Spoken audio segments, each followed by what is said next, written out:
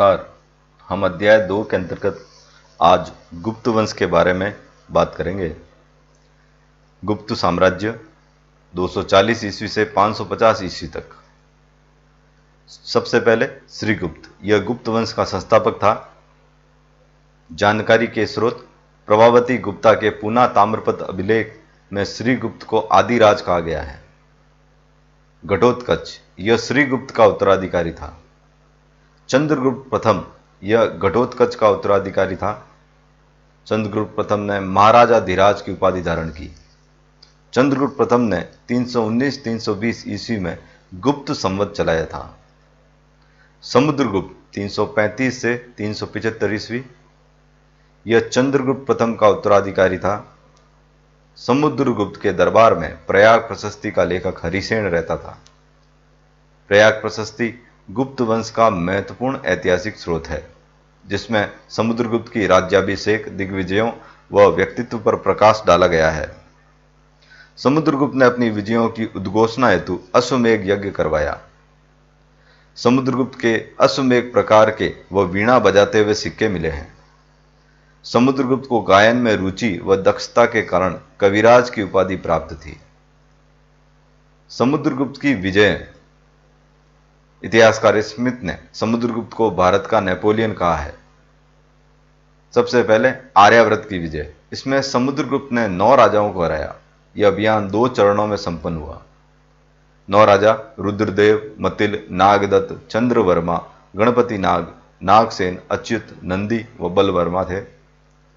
इनके साथ अपनाई गई नीति राज प्रस्बोधरण की नीति के तहत इन राज्यों को साम्राज्य में मिलाया गया। दक्षिण भारत की विजय। इसमें समुद्रगुप्त ने दक्षिण भारत के 12 राजाओं को हराया। दक्षिण भारत के 12 राज्य कौशल, महाकांतार, कौशल, पिष्टपुर, कोट्टूर, एरंडपल, कांची, अवमुक्त, वेंगी, पलक्क, देवराष्ट्र, कुष्टलपुर के राजाओं को हराया। इनके साथ अपनाई गई नीति ग्रहण मोक्षानुग्रह, अर्थात शत्रुओं को हराकर उनसे कर वसूल कर उन्हें मुक्त कर देना।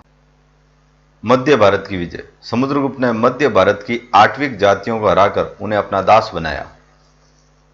सीमांत प्रदेशों की विजय। सीमांत प्रदेशों के राजाओं ने समुद्रगुप्त से भयभीत होकर उसकी अधीनता स्वीकार कर ली। उत्तर पूर्व के समटक, डवाक, कामरूप, नेपाल, कर्तपुर व पश्चिम भारत के 9 गणतंत्र शामिल थे। पश्चिम भारत के 9 गणतंत्र राजा थे आबीर, अर्जुनायन, मालव, यौदेय, मद्रक, प्रार्जुन, संकानिक, काक व खरपरिक थे। इनके साथ अपनाई गई नीति थी सर्वदानाज्ञाकरण प्राणायाम की नीति। देवपुत्र, साइसानुसाई, शकमुरुंड तथा सिंहल जैसे विदेशी शासकों ने भयभीत होकर समुद्रगुप्त से मैत्री याचना की।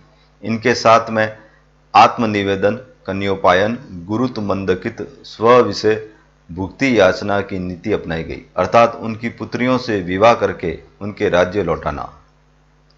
यह समुद्रगुप्त की दिग्विजय का मैप है। समुद्रगुप्त द्वितीय 375 ईस्वी से 414 ईस्वी। उसने उज्जैन को अपनी दूसरी राजधानी बनाया। उसने वैवाहिक संबंधों से अपनी स्थिति सुदृढ़ की। चीनी यात्री फाहियान इसी के शासनकाल में भारत आया था।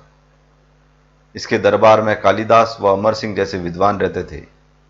उसने पश्चिमी भारत के शकों को पराजित करने की स्मृति में चांदी के सिक्के चलाए।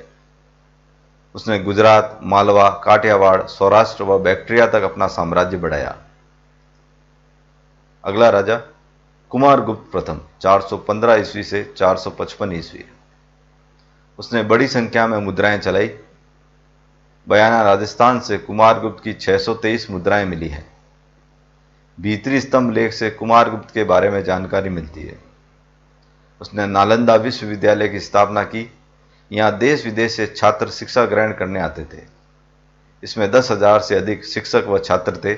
यहाँ धर्म, उद्योग, विज्ञान, तर्क आदि विषयों की शिक्षा दी जाती थी। कुमारगुप्त के शासन के अंतिम समय में पुष्यमित्र जातियों का विद्रोह हुआ। स्कंदगुप्त 455 ईस्वी से 467 ईस्वी। जूनागढ़ व भीतरी स्तंभ लेख से इसके बारे में जानकारी प्राप्त होती है।